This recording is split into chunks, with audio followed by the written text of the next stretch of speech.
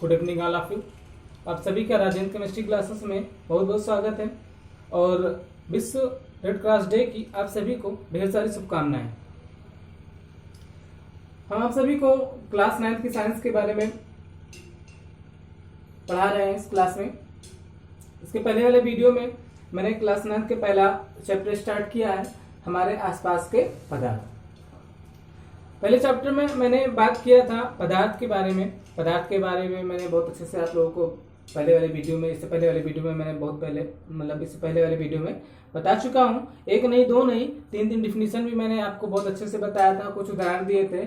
और second topic हमने बताया था पदार्थ का भौतिक स्वरूप के बारे में, और उसके बारे में बहुत अच्छे से डिस्कस किया था, जो आप सभी लोग को बहुत अच्छे से समझ में आया होगा। तीसरा टॉपिक हमारा था पदार्थ के कणों के अभिलाक्षणिक गुण, और मैंने 3 गुण भी बताए थे। पहले गुण बताया था कि पदार्थ के कणों के बीच में क्या होता है, रिक्त स्थान होता है। दूसरा हमने बताया था कि पदार्थ के कण निरंतर गतिशील होते हैं, दूसरा गुण। और तीसरा गुण हमने बताया था कि पदार्थ के कण एक दूसरे को आकर्षित करते हैं। कल वाले वीडियो में मैंने यहां तक आपको बताया था। लेकिन ये जो तीसरा टॉपिक था कि पदार्थ के कणों के अभिलाक्षणिक गुण के जो 3 गुण बताए थे, ये मैंने आप सभी को कल रफली बताया था। आज इन तीनों गुणों के बारे में अच्छे से डिटेल में बताने वाला हूं इस क्लास में। तो पहला गुण था कि पदार्थ के कणों के बीच में क्या होता है, रिक्त स्थान होता है। इसको समझने के लिए हम लोग क्या करेंगे, एक कांच का ग्लास लेंगे और उस कांच के ग्लास में आधा ग्लास जल लेंगे। एक कांच का ग्लास लेंगे और उस कांच के ग्लास में आधा ग्लास जल लेंगे, और उस जल जहां तक हम जल भरेंगे वहां तक हम क्या करेंगे, मार्कर से मार्क कर लेंगे, यानी कि चिन्ह लगा लेंगे। यानी कि उसकी सतह जहां तक आ रही है उसको क्या करेंगे, मार्क कर लेंगे, चिन्ह लगा लेंगे। और फिर क्या करते हैं, एक चम्मच उसमें चीनी या नमक डालते हैं और फिर उसे चम्मच से घोल देते हैं। घोलने के बाद हम देखते हैं कि जो सतह है उसमें कुछ परिवर्तन आता है, यानी कि उसका सतह ऊपर उठता है। हमारे जो चिन्ह किया गया था, मार्क किया गया था, उससे ऊपर उठता है या नहीं उठता है। लेकिन बात यह है कि हमने उसमें 1 चम्मच चीनी या नमक डाल दी, और तो क्या होना चाहिए, जल का जो सतह है वो ऊपर रहना चाहिए। लेकिन ऐसा नहीं होता। ऐसा क्यों नहीं होता है, क्योंकि जो जल के कण हैं उनके बीच में क्या कुछ रिक्त स्थान है। उन्हीं के बीच में जो हमने चीनी या नमक डाले और घोल दिए, तब वो छोटे छोटे टुकड़ों में टूट गए। और वो छोटे छोटे टुकड़े क्या हो गए, यानी कि छोटे छोटे कणों में टूट गए, और छोटे छोटे कण क्या हुए, वो जल के जो कण के बीच में रिक्त स्थान तो उसी में जाके समाहित हो गए। इसको समझने के लिए ये सबसे अच्छा उदाहरण है। या फिर आप चाय के उदाहरण ले सकते हैं। क्या करते हैं, दूध में आप चीनी डाल के चाय बनाते हैं तो क्या होता है, उसके सतह में भी कोई परिवर्तन नहीं होती है। या आप शरबत बना के पीते हैं तो भी उसमें भी जल के सतह में कोई परिवर्तन नहीं होते। या आप शिकंजी पीते हैं तो उसके जल के सतह में कोई परिवर्तन नहीं होती है। ये सब उदाहरण इस गुण को समझने के लिए बहुत अच्छे हैं। उसके बाद बात की जाए कि रिक्त स्थान सबसे ज्यादा किसमें होता है, ठोस में, द्रव में या गैस में।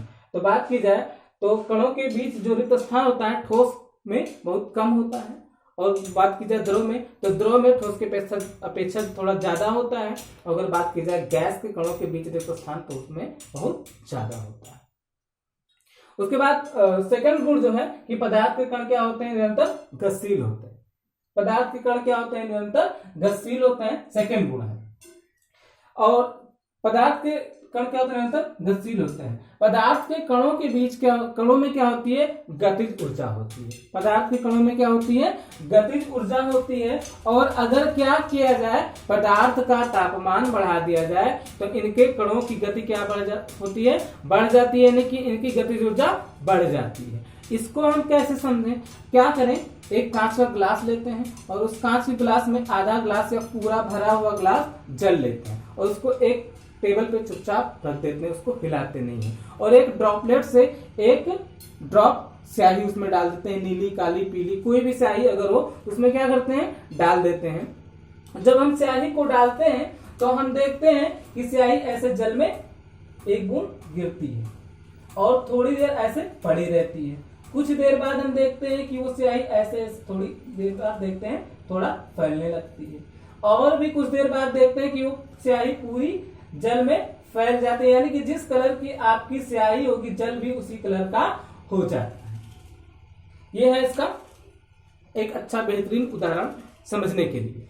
अगर और भी उदाहरण लेना चाहें तो क्या होता है, हम लोग सुबह जब सो के उठते हैं तो फ्रेश होते हैं, उसके बाद मंजन करने के बाद नहाते हैं। नहाने के बाद क्या करते हैं, भगवान की पूजा करते हैं। सभी के घरों में एक छोटा मंदिर होता है, वहां सब लोग सबसे पहले पूजा करते हैं, बाहर के मंदिरों में बाद में जाते हैं। तो क्या करते हैं, जब हम पूजा करते हैं तो पूजा करने के बाद लास्ट में हम लोग अगरबत्ती लगाते हैं भगवान को।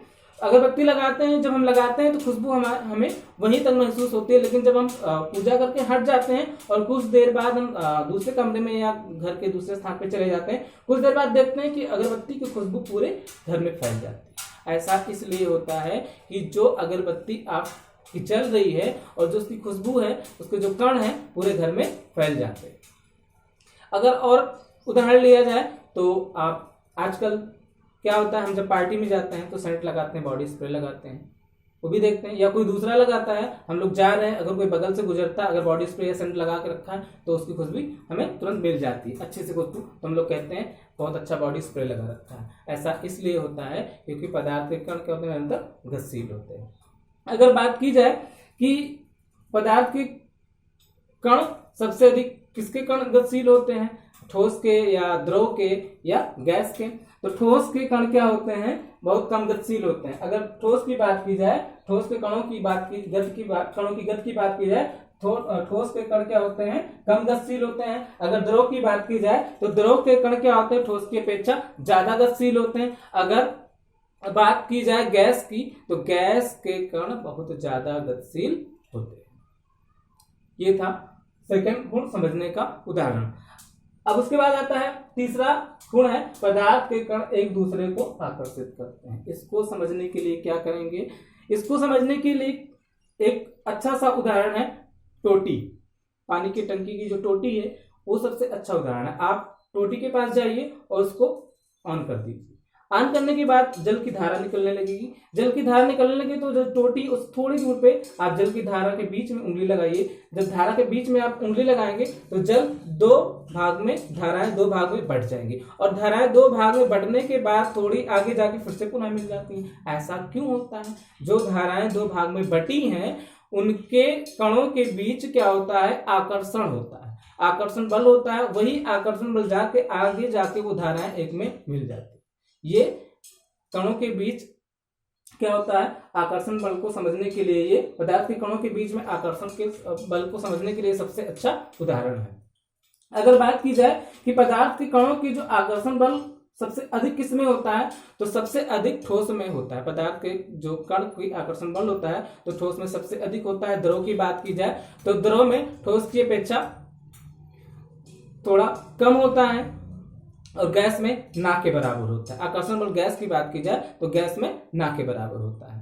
नेक्स्ट टॉपिक हमारा है पदार्थ की अवस्थाएं, या पदार्थ की अवस्था क्या है, तो पदार्थ की 3 अवस्थाएं होती हैं, ठोस, द्रव, गैस, जो हम नेक्स्ट वीडियो में आपसे डिटेल में आपको बताने वाले हैं। नेक्स्ट वीडियो में हम आपको पदार्थ की अवस्था के बारे में डिटेल में बताएंगे, ठोस, द्रव, गैस के बारे में बहुत अच्छे से। आज के लिए मेरा वीडियो इतना ही। अगर मेरा वीडियो आप लोगों को पसंद आए तो हमारे चैनल को सब्सक्राइब कीजिए, लाइक कीजिए, कमेंट कीजिए, और ज़्यादा से ज़्यादा अपने दोस्तों में और मित्रों में शेयर कीजिए। आज के लिए इतना ही, धन्यवाद।